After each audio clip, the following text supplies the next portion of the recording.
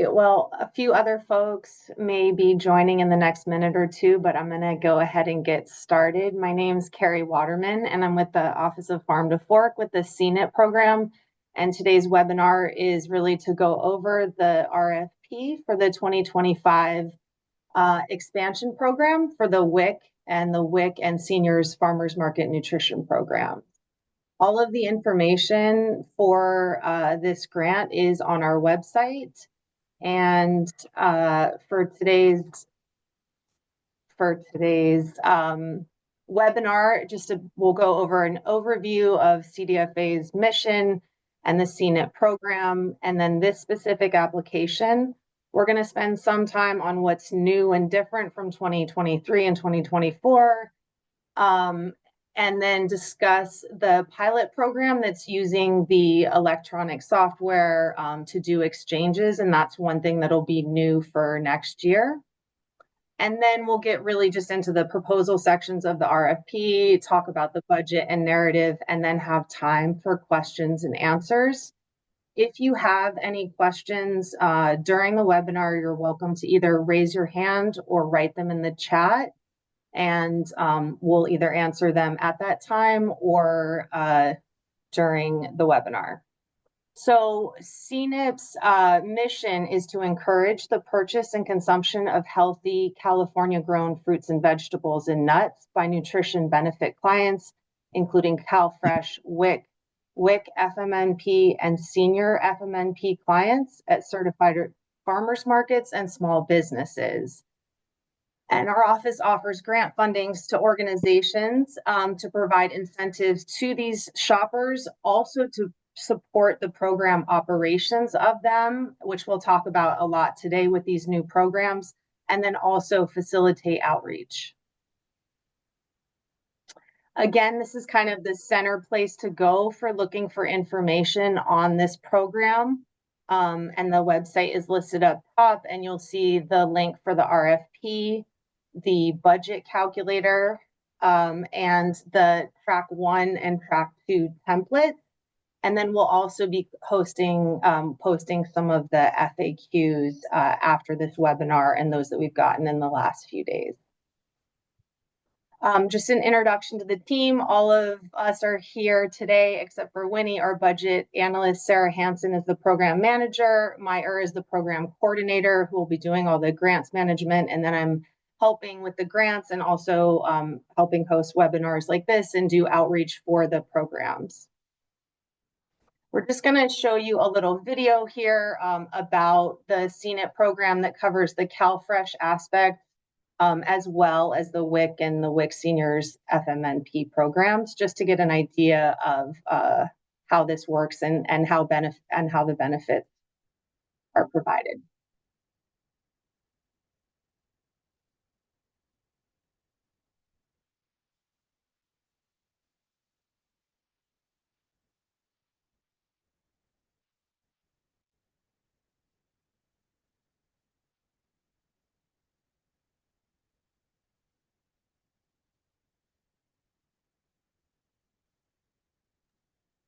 Carrie, we're not getting any sound.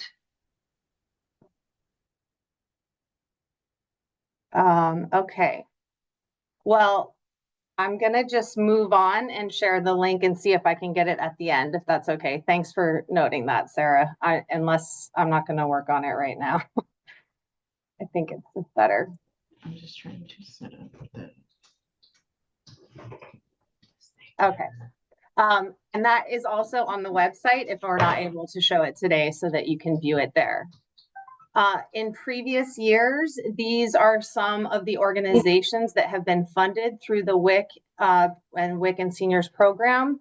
And you can see that they're really throughout the state. And so if some of you are on the call today, that's great. And we hope that you'll reapply. And for others, if you're applying for the first time, that's great. And if you're also looking to find other resources for people who have run the program, then this is a great slide to kind of look at who may be in your area and who's been working on these. For this specific proposal, we're looking for eligible entities for project proposals from qualified who can support nutrition incentive shoppers and or to distribute the nutrition incentive shoppers by helping them out for WIC FMNP and or senior FMNP benefits to purchase California fresh fruits and vegetables at authorized certified farmers markets. And we're encouraging projects that reach communities in the following categories: low access and low income populations, where there's also a high percentage that are eligible for the CalFresh, WIC, and FMNP and senior FMNP programs, and where there's also high rates of diet-related diseases. So getting into what's new for 2025 and why we're also happy to have some guests here who are really experts in this field is that the senior FMNP program will only be distributed electronically through the SFMNP Farmers Market Card, which you can see here in the slide. This is what's been being used in the pilot programs. And so they won't be paper scripts. They'll be on a card that has a QR code on it. And so for a vendor or a farmer to accept these benefits, they will need to have either a smartphone or a smart device and access to the internet. And then the participants will be issued a physical card that would be scanned by that farmer or vendor. The WIC FMNP plans to transition to electronic distribution using a farmer's market card or a similar solution next year, and there'll be further information on that coming soon. This year, applicants may only apply for just 1 year of funding since this is going to be such a transition, and so we'll look at that timeline, but this is a good opportunity to basically transition and start to work with this program that's in transition. I was able to go down to the Modestos Farmers Market about a week ago to see how one of the pilot programs is running. And so just like very briefly from seeing it kind of from an outsider's perspective, it looked pretty simple and straightforward. The senior shopper presented their farmers market to the vendor. They used their smartphone and this web-based application, opened it up, scanned the QR code on the card. The client then provided a 4-digit code. This may not be needed next year, but at the time it was being used. And then the vendor's able to make that purchase and provide the shopper with their existing balance after that purchase. Some of the things that I heard there were that they were able to remember the PIN number because it was their birthday, and they were also happy as shoppers because they could spend, break a dollar or $1.50 at different vendors, and that made it easier for them. This web-based program currently operates in English, and so they had other vendors that spoke Spanish and English and were able to help both customers and other vendors that were using the pilot program. Does anyone else who's been more involved in this that want to speak on this? Otherwise, I'll just move forward and introduce some of the folks working on these pilot programs. Today we have Nancy joining us from the WIC division at CDPH, and Katie with CDFA, and some of the organizations, Laura and Cynthia and Laura Hughes with the North Coast Growers Association. So if you all would like to take a moment to introduce yourselves, and if you want to speak on this exciting new transition that we'll all be going through, please take a moment to. I'll go ahead and start. Cynthia Ojeda, Executive Director of the Model Neighborhood Program. And we have been very much involved in these programs for many years. And we were very excited to be approached to facilitate the pilot program for the Senior WIC. And it's been a lot of fun. And Laura, I will pass on her introduction to her, as had a lot of hands-on experience with the program as well.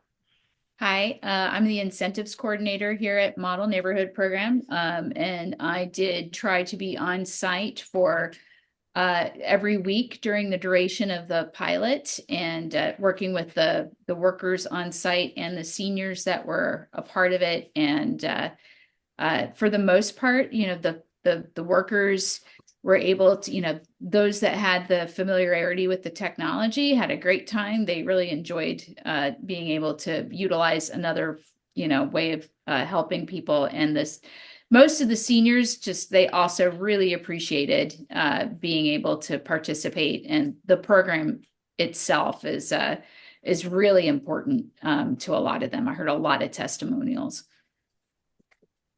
That's great. Thank you. And thank you for joining. Hello, my name is Nancy Magana Benoit, and I'm the Farmers Market Coordinator for California Department of Public Health WIC Division. And we oversee the authorization of the training and authorization of the farmers for both the senior program and both of our WIC programs. I'm excited to say that we're doing our public announcement today at a meeting at 3 o'clock. So for those of you that have been hearing from me for 3 years about it's coming, it's coming, it's coming, I can say that with all assuredness that it's coming.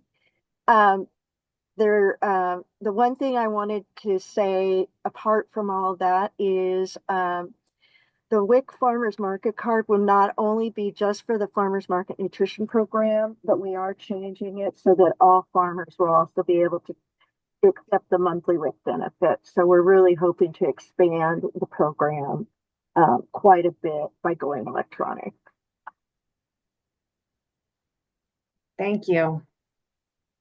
I can go next. Hi, everyone. I'm Katie Vonderleith. I'm a project manager at the Office of Grants Administration at the CDFA, and I'm overseeing the transition to electronic benefits on the senior side. So I was working with the lovely folks at the Model Neighborhood Program and North Coast Growers Association and the Modesto Farmers Markets to implement the pilot this season.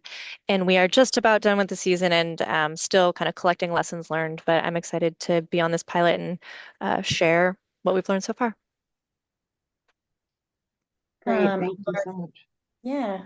I'm Laura Hughes. I am the Director of Operations at the North Coast Growers Association and have worked very closely with Nancy for many, many years, making sure that as many of our eligible farmers are signed up to participate in the FMMP program as possible. We have a pretty high percentage of our ag producers that actually participate in the program. We are a membership-based organization. We operate 10 farmers markets. Our largest market has about 80 vendors on any given day. And so this year we were excited to be one of the 4 market association locations that participated in the pilot. We worked really closely with Nancy and Katie to get our farmers onboarded, which is always a bit tricky, getting farmers, many of whom are allergic to paperwork, signed up for these kinds of programs. So we found it to actually be pretty successful. I did not encounter nearly as much resistance as I anticipated. We only rolled it out with a handful of our farmers who I know check their emails and have smartphones to sort of simplify the process instead of trying to onboard everybody. So we're really looking forward to the expansion of the program in 2025 and getting everybody onboarded, especially since there will be no more paper checks. So lots of lessons learned, looking forward to workshopping how to improve it in the future, but we've had a pretty good run of it. Great. Thank you all so much. I really appreciate it. And yeah, there's nothing like lived experiences to help guide other programs. So thank you. And yeah, everyone will be on the call. So if you have any questions specific for them, you can put it in the chat or reach out as well. So I'm going to continue on with kind of the technicalities of the RFP unless anyone has any questions at this stage with what's new with the program in 2025. Okay, so with that in mind, because there are some changes, we've offering 2 tracks for this RFP. Track 1 will offer the incentives and can provide support, so technical support. So these are for organizations that are probably already running this and can continue to match or distribute those incentives to shoppers at authorized farmers markets, as well as doing outreach and marketing and support. So, funding for salary and these types of things, and also training for these new electronic software programs as well. And then track 2 would only be support and technical assistance. So you would not need to provide the actual incentives, but you would need to be working with an organization that is providing those incentives. And this would be just for these new senior and WIC shoppers using electronic benefits, and really just the senior ones for this, if I'm speaking correctly on that at this stage for 2025. So that's kind of the difference. Again, incentives and support, and then just support only with no incentives. So I'll go through the application in terms of funding and duration, eligibility, timeline, again, specify the differences between those tracks, cost sharing, the requirements, review, award notification and evaluation criteria. And then Meyer, again, will go through the different proposal sections and the budget template. So for the funding and duration, CDFA anticipates up to $750,000. And again, it will only be for 1 year. We hope these funds would be available by April 1st, 2025, and then they would need to be expended by December 31st. So it would really just be for, that next year's season, a very short but important time frame. And for eligibility, this is limited to the following entities, either certified farmers markets that are already authorized to accept these benefits, or nonprofit organizations that are applying again to work with the markets in providing technical support, outreach. This could even be things like setting up hotspots and providing, technical assistance on just going from paper to electronic. Eligible applicants also have to be in good standings with the CDFA and the state, SNAP authorizations, and the state controller's office. So just all, budget things are in alignment. And then looking at the proposal timeline, the proposal will be due December 16th at 5 p.m. And then we would like to have preliminary selection notification by February 1st at the latest, and funds available at the latest by April 1st for that next season. And again, expended by December 31st. So this really only leaves 9 months. So that's, I think, critical to think about when you're looking at the budget and what you're trying to apply for and what's feasible in that time frame. And then I think in coming years, we'd hope to have it more than just maybe 1 year and maybe go back to 2 years. But for now, this is what we're working with, considering these changes. So just to get into a little bit more of the details of the different tracks, again, would be incentive distribution and support. So to distribute CNIP incentives to WIC, FMNP, or SFMNP shoppers at authorized farmers markets. And then supporting activities, like I said, outreach and marketing assistance to farmers using the new electronic software. And some of these allowable expenses are going to be, funding for the incentives, support for incentive tracking, physical incentives if you're still using the tokens or coupons, and then also mobile hotspots and outreach, again, for these new programs and technical assistance to provide them. Track 2 is really going to be, again, no incentives here. This is just supporting activities such as outreach, marketing, technical assistance. We've listed some allowable expenses here, but if anyone has any specific questions right now or wants to put them in the chat, or even has suggestions for what other supporting activities might be good, you're welcome to kind of be creative here to see really what can help make these programs, more expansive and effective. So does anyone have any questions about the difference between track 1 and 2? Okay, we'll keep it moving. So cost sharing is not required for this grant, but it is encouraged and it will be considered when making funding recommendations, and is just weighted with a few points, I think, in the criteria.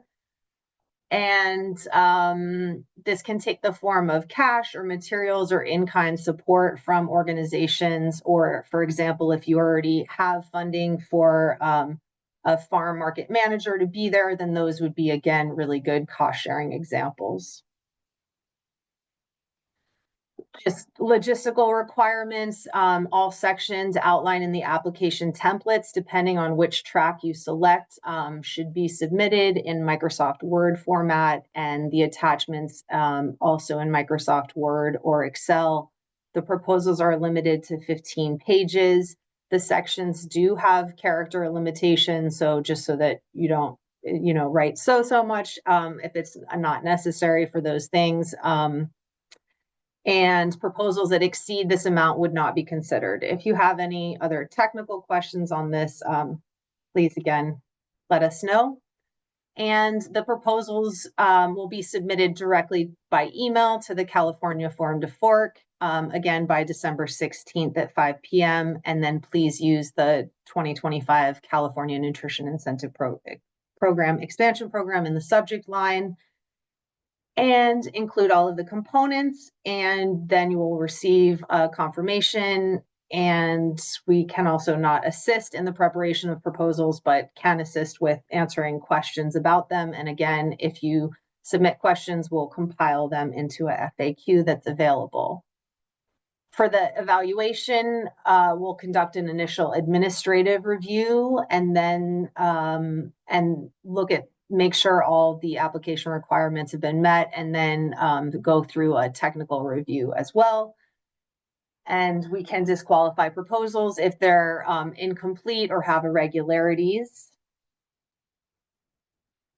There is an appeals process at that initial technical review stage. So if that occurs, there is an appeals process. I'm not going to read all through these, but that is available. And if you have any questions, let us know. And then all applicants should be notified regarding whether they've been selected by January 31st of 2025. And then we reserve the right to work with selected applicants to modify their proposal. So we might come back and say, hey, can you reduce the budget or something like that? So just to keep in mind, and just putting up that timeline there again for you all. So the evaluation and funding requirements, again, there'll be this administrative review, very more technical criteria of do you meet eligibility? So make sure if you're putting in the effort to apply for this grant that you are eligible. And if you have any questions regarding that, please let us know. For the technical review, they are slightly different, whether it's track 1 or track 2, because we do have a category that will evaluate how the incentives are being run, basically through operations there. So those are broken up, and I suggest looking over the evaluation criteria as you're writing the different sections to see how they'll be weighted and how they'll be evaluated. But these are the main categories for track 1, and these are very similar for track 2, other than you don't have that operations with the incentives. And so the point scores are a little bit different in terms of the technical assistance and the support to vendors.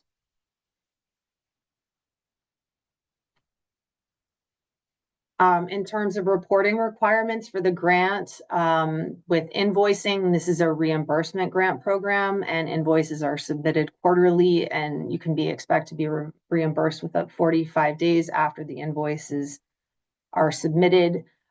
Track 1 recipients will be required to submit their monthly reports on the amount of incentives distributed, but then if it's just track 2, they'll just be that one final report. So that will be for both track 1 and track 2. That can describe more of the technical support that was done in that. Okay. So I'm going to stop there and let Meyer continue on with the proposal sections. Does anyone have any questions at this time? We have a couple of questions in the chat. Okay. I don't know if you want to go over them now or we can come back. I know Sarah is also, for folks who have questions in the chat, Sarah is also responding to you as well. But yeah, so as Sarah is responding to the questions in the chat, we can also come back after this section to answer some of the questions that folks have.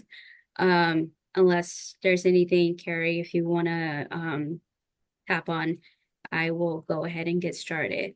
So for the proposal section, I'm gonna go through most of it very quickly just because I want to save more time for the Q&A at the end. I know that a lot of folks have a lot of questions about this transition, so we want to give you all the time to be able to ask the questions that you have. So the proposal sections that I will go through, this is all on the RFP. Again, you can find this on the CNIP website. And I'm just going to pinpoint a couple of pieces that I work with when I work with grantees that I found that is often missed or is very tiny, but it's also very important to keep in mind of as you are working on the proposal.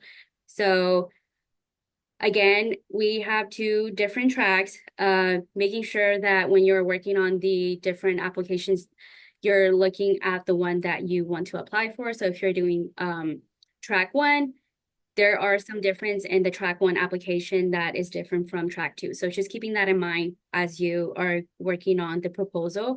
One thing I want to point out for the first part of the proposal section, if you didn't get a chance to join us for our last webinar, is the organization's legal name. So just emphasizing that this is the fiscal sponsor of the organization. So even if you're maybe doing business as, or if you are a project under a bigger organization, the organization's name that we want on the application is the fiscal sponsor. So the one that we will be doing the reimbursement check to. And then if you are doing business as, or if you are a project under, you can also include that note under the organization's legal name. So just to point that out, and we can go to the next slide. Locations. So for track 1, you're listing out the locations of the sites that you are distributing the incentives at. For track 2, you're listing out the locations of the sites that you're providing support to.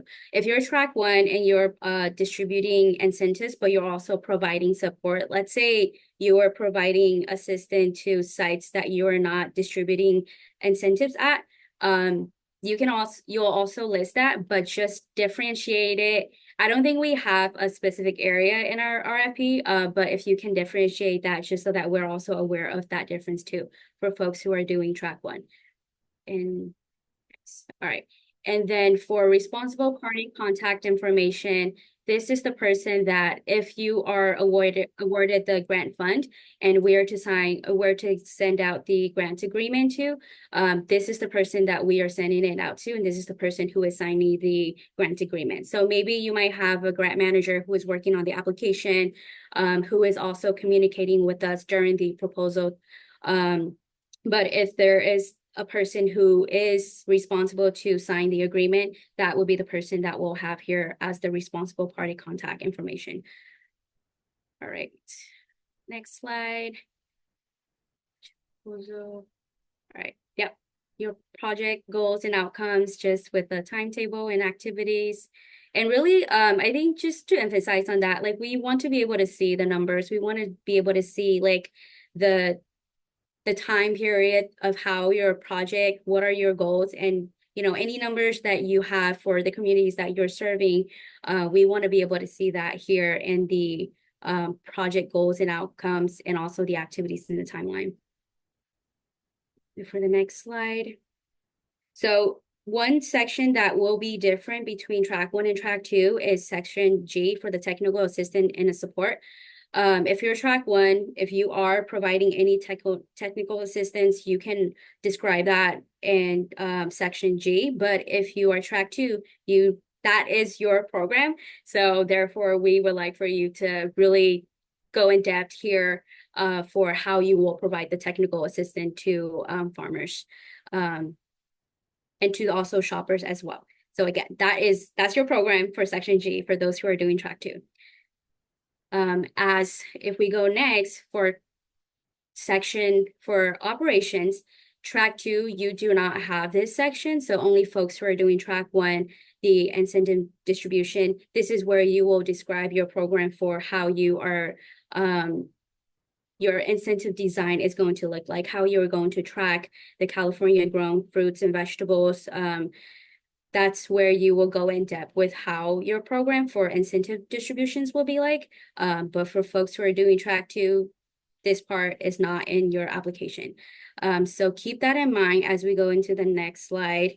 This is, oh yeah, so this is also a part of the operation as well. The technology that you will use to track the incentives, and also how are you distributing the incentives as well. So when we go into the next slide, this is where the section starts to be different for each of the tracks. So track 1, you're still on I, you're on I, and then track 2, you're still on H. And so again, if you're looking at both proposal as you're working on your proposal, just keep in mind that if you're track 1, you should have the operation segment. If you're track 2, then that part is out.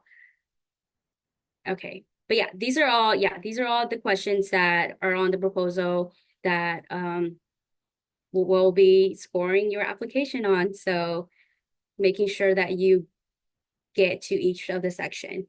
So I think I'm gonna skim through most of the next pieces. Like I said, this is on your proposal.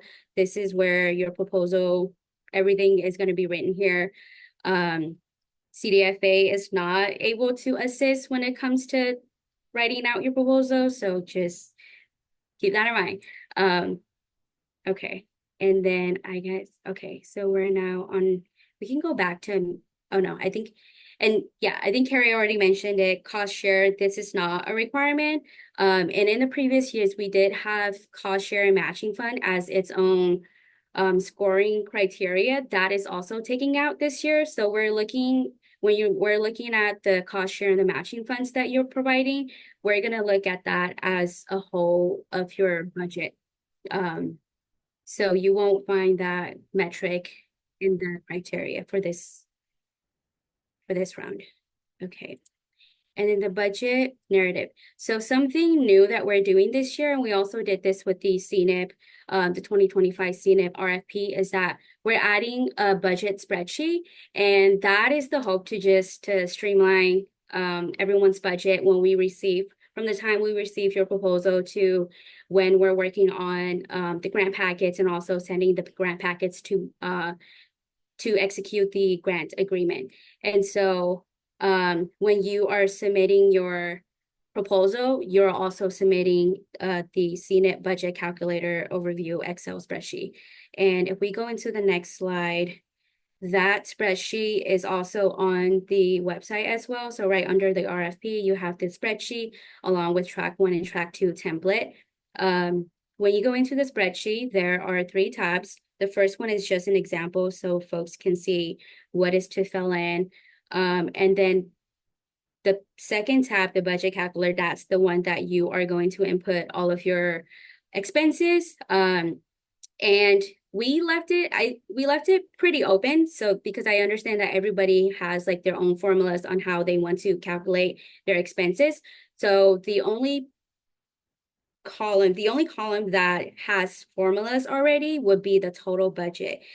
So that is the one all the way onto your right. That's the only one that has like formulas already, then it will calculate everything for you. But everything else, we left it pretty open. So, if you have any like growth and yeah, I don't know. Well, we only have 1 period too. So that also changed.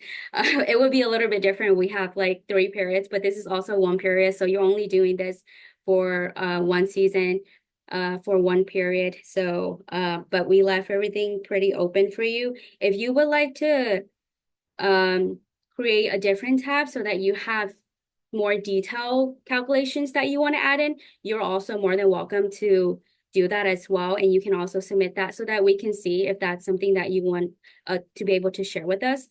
And I would say that just based off of the last batch of proposals that we got, the spreadsheet does not have a lot of lines for cost share. So if you want to be able to provide more details about the cost share and the matching funds as well, you can also create a copy of the calculator tab and enter information for the cost share instead.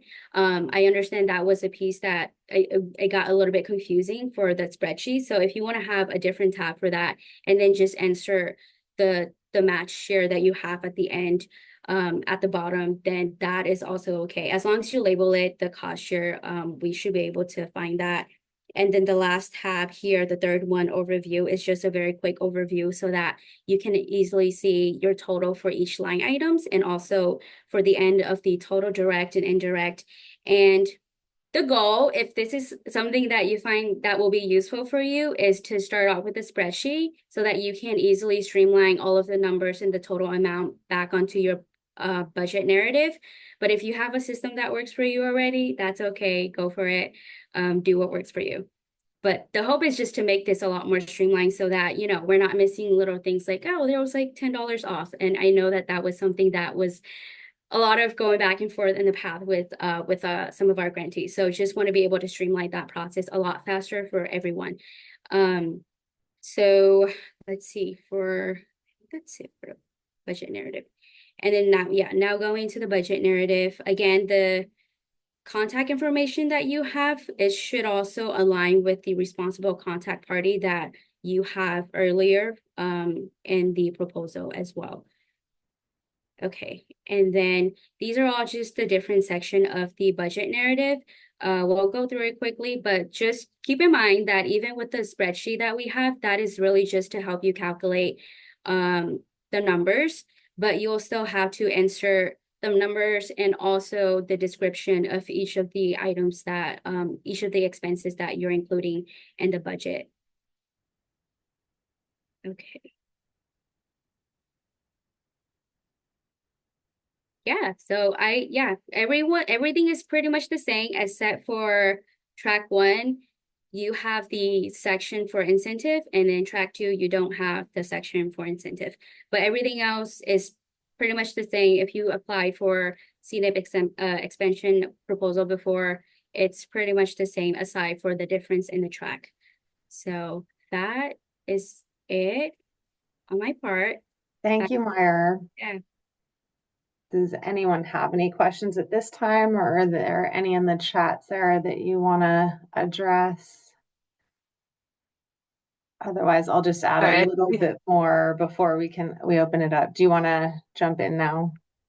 No, I was going to ask at some point Cynthia to jump on and talk about her process, but go for the rest of that, and then we can move on to that in the Q&A. Okay, perfect. So hopefully this has been helpful, and just to also remember that there are a lot of other programs at CDFA, so we encourage you to check out their grants webpage, and we've just listed a couple that might be of interest to some of you all as they're in the same kind of arena and space. And so please do look at those, and then really thank you for your interest in the program and attending the webinar. There's our email, and then we will open it up for Q&A here, and I'm going to stop sharing my screen. So you're welcome to write it in the chat, or turn your camera on and introduce yourself and ask your question. And if it's okay, I might start. There's a question that just came in from Marisol that I'm hoping maybe Katie can jump on just to sort of clarify again the process of how this sort of works with the new card. And then maybe following that, if I could have Model Neighborhood describe how they're using paper incentives on top of this electronic thing. And then we can go around with raised hands. Thanks, Katie. Yeah, no problem. So starting in the 2025 season, there will be no more checks. It will all be the benefits distributed on those cards that you saw in the PowerPoint. And so on the cards, there will be both Senior Farmers Market Nutrition Program benefits and CNIP benefits on the cards. So to the senior, it'll probably just look like one big pot of benefits. I don't know exactly how much we're going to put on each card, but let's say it's $50 of SFMMP and then $10 of CNIP. It'll look like $60 to the senior. And these benefits will be distributed by the local area agencies on aging and their partners. So like farmers markets, unless you're working with CDFA to distribute the benefits regularly, you wouldn't be issuing any benefits on the card. There are some exceptions, like the North Coast Growers Association, who actually does distribute the benefits for us. So they would be actually issuing the benefits. But for most folks, the card, you'll just see seniors with the card, and they'll be spending at the markets. And I think will there be a portal? Yeah, so there will be a portal for folks who are actually issuing the benefits to the seniors, but I'm imagining that 99% of the folks on this call won't be doing that. And I think now might be a good time to pass it to Cynthia, who can share about how it worked at her market, because for her market, the seniors had the cards with just the senior farmers market benefits, and then they issued paper match for the cards. Thank you, Katie. So we used color coded paper script, and we operate which a lot of you do as well, I believe, numerous grant programs, nutrition programs. So we have to identify them to track those redemptions for the purpose of these specific grants. And we've done it a number of ways. One specific grant will allow the incentive to be used at our participating markets, more than one. Other times we have it where it's for a specific market.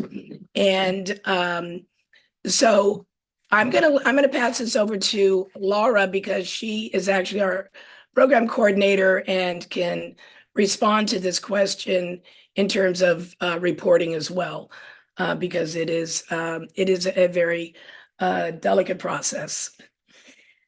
So the way we did it in this pilot, for the people that were specifically a part of the pilot, we had the opportunity to work with the senior center directly that was administering the cards.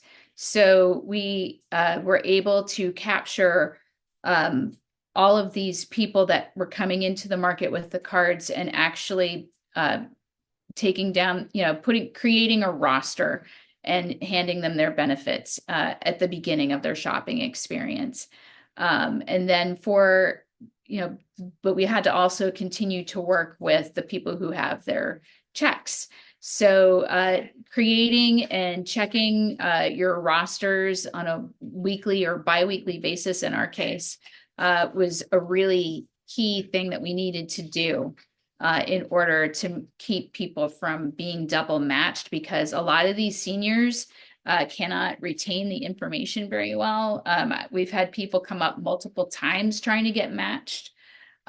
So we tried our very best at the beginning of the season to directly speak to many of these seniors at the senior centers at the beginning of their distribution of the checks.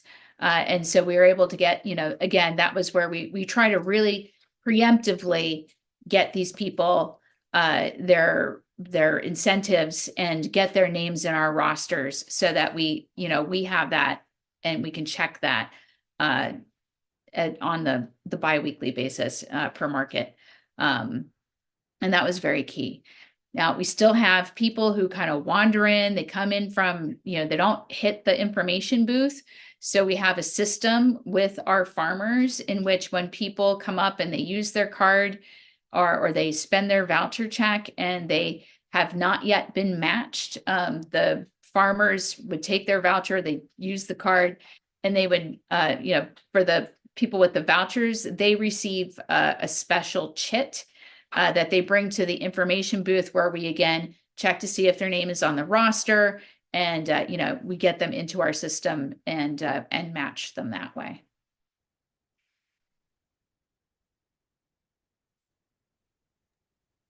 Thank you. I think one of the things that people are going to have to, if I can just elaborate a little bit more, these seniors, we're working on two pilots. We're working on the WIC FM&P and the senior FM&P pilots, and the seniors really are going to take some care As Laura said, there's even when they come to a new market, there's confusion. Also, they will hand their card to a friend.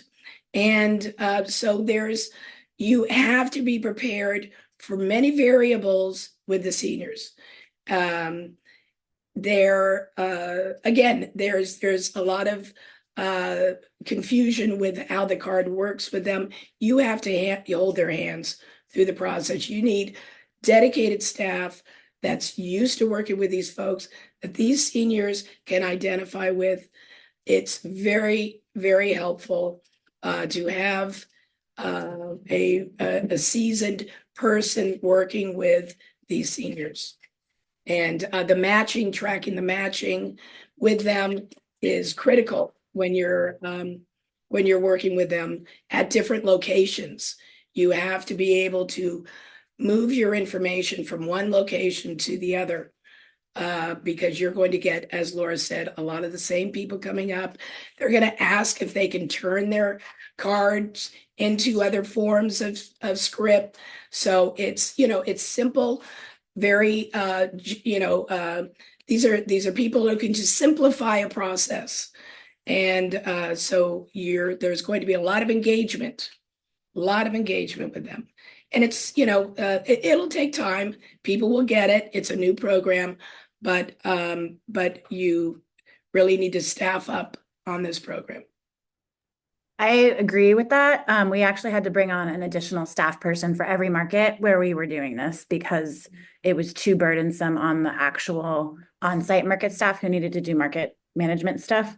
So we are lucky enough that we have a staff team that we could actually assign additional staff, but I would expect to write that into your proposal. Right. Thank you for the tips.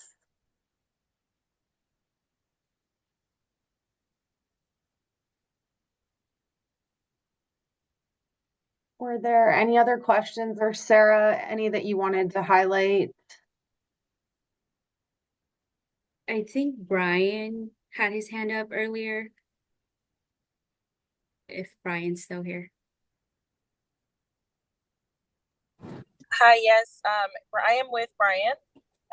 We are a nonprofit and we work in a very rural community in the Antelope Valley. And we've been trying to help create a certified farmers market. We're working with a landowner who has taken the steps with the state to get certified. And we want to incentivize farmers to come in and sell there. And so the question is this grant for us? Is this something we can, use some of this funding to help, people in the community establish this and have it become a source of food and produce and healthy things for them? Because currently their options are limited and they have to travel about 30 miles out of the rural community to be able to get anything healthy per se. And so should we consider applying for this grant, or is this grant for an established farmers market who already has the farmers there? And that's the question that we have, because this will depend on whether or not we apply for this. Yeah, excellent question. I think you would be eligible to apply for sure if it's a certified farmers market, but the reason it might be a little bit more skewed to established ones is you do need to be working with vendors who are going through the process of being approved to accept the FMNP benefits or the WIC cash value benefits. And so Katie and Nancy, are working with their teams to make sure that as many new farmers and vendors are onboarded.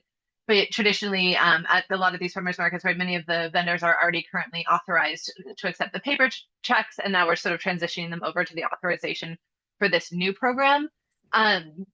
So in that sense, it's a little bit easier to work with already established markets. It doesn't rule out newer markets and sort of working with that assistance, but that is a cornerstone of the project, because we just our authorization from the legislature is only to sort of add on top of those benefits. So we need to make sure those benefits are established there, or in the process at least of being established, if that makes sense.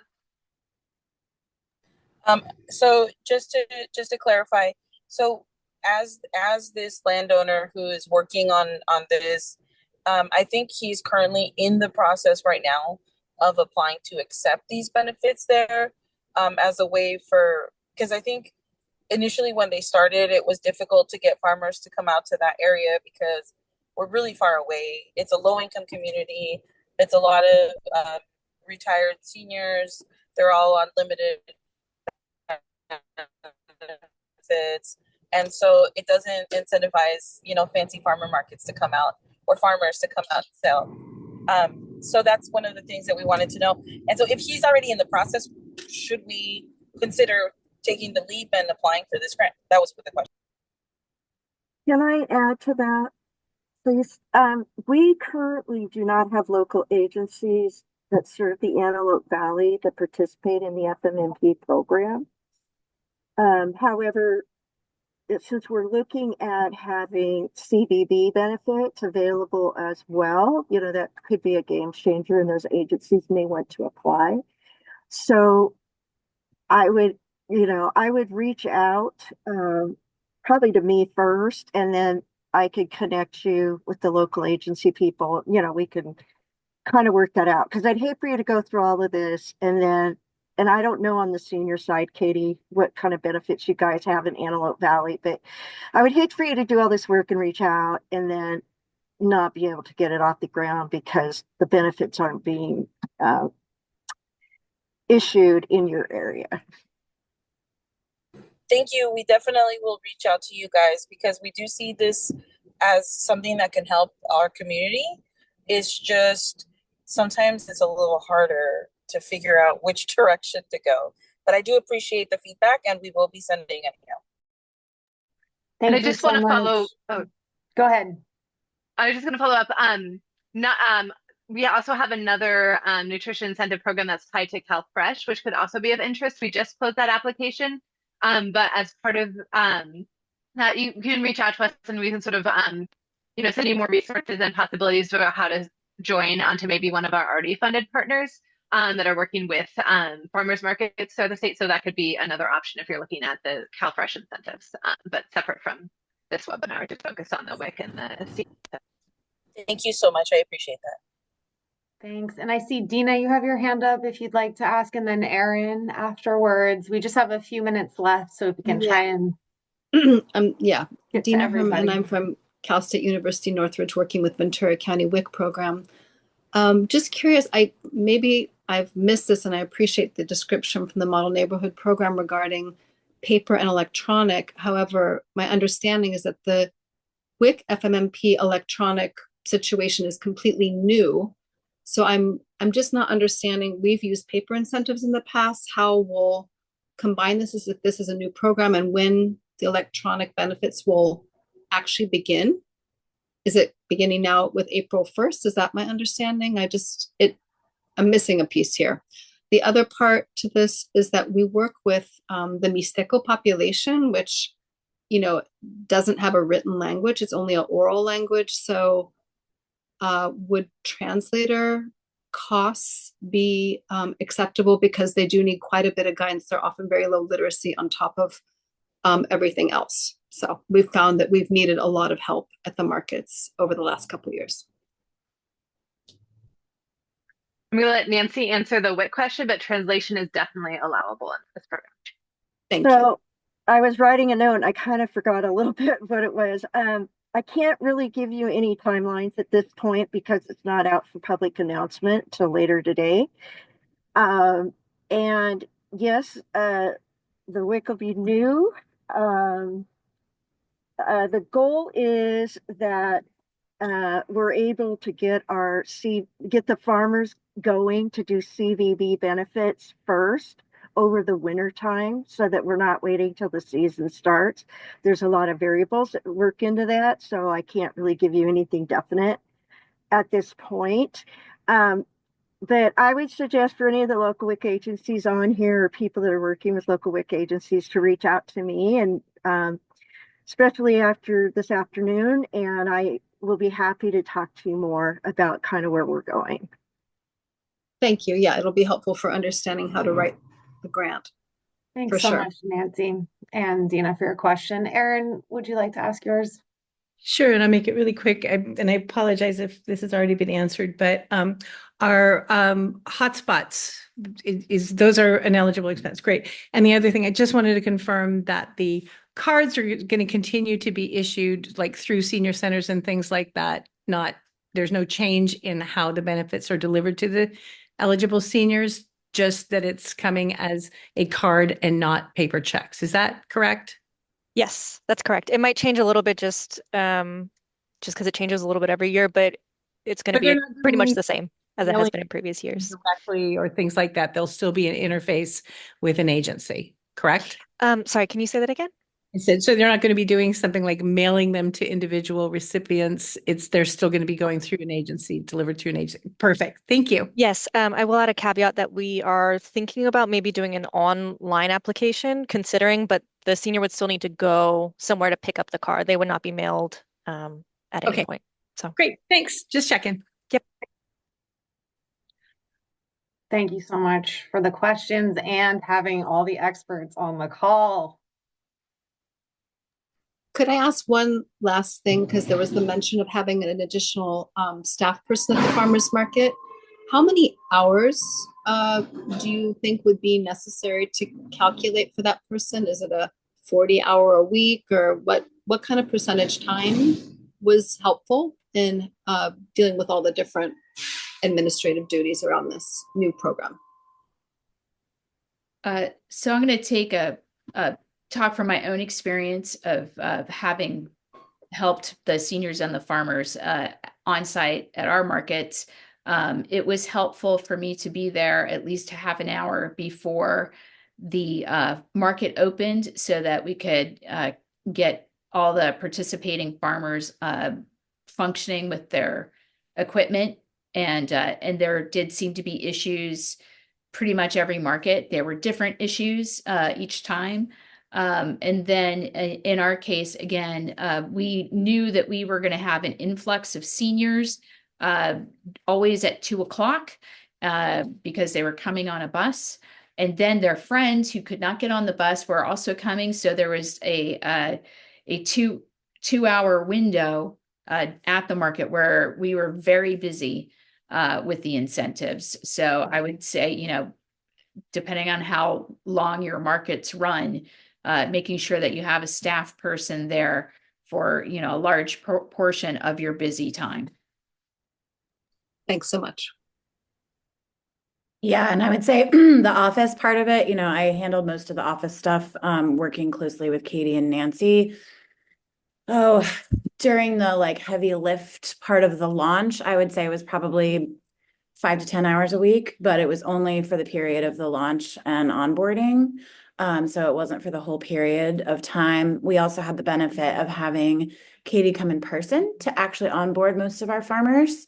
So she was at every market that we were onboarding farmers at for the entirety of the market, and was also helping with the initial issuance of benefits. Once Katie left and we still had more benefits to issue, we needed to have 1 to 2 staff people depending on the size of the market. So at our smaller markets that have, about a dozen vendors, we just had 1 extra staff person for the entirety of the market.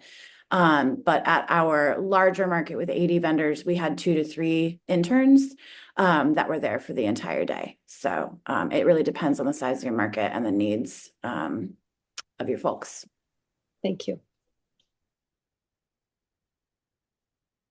Thank you all so much. It is almost 2 o'clock, so I think that we'll wrap it up. If you do have any other questions for us or for Katie or for Nancy, they've been willing to, post their information out there, and if you can add your emails to the chat as well, that would be great. And Sarah and Meyer and I are also available. So please do reach out, and we'll post the FAQs as well in the next week. Sarah, did you want to say any final words? Otherwise, I'll just say thanks. Thank you all for joining. There's one last question I was about to respond to in the chat, but this is I'll be a little faster here. The question was if individual nonprofit organizations that have previously distributed benefits will need to apply for this to continue providing these services. No, this grant is just specifically for offering incentives off of the to match the benefits that are currently being used, the WIC and the senior and the farmers market nutrition benefits and the WIC CVB benefits. And it shouldn't. However, Nancy and Katie, as they transition their programs to electronic, will be needing to work with vendors that were previously authorized to accept the paper coupons into the electronic one, and this is offering support to help with that. But this program is specifically for the incentives as well as the support around those programs, if that makes sense. Thank you all for joining. Really appreciate it. Stay dry. I know there's a lot of rain in the forecast, and we really appreciate you joining. You can reach out to all of us. I think all of our emails are in the chat. There's also an email on the website if you have follow-up questions. Thanks so much. All right, thank you. And we'll also repost a recording of this if there's anyone who missed it or if you want to rewatch it. So thank you so much. Thank you, everyone.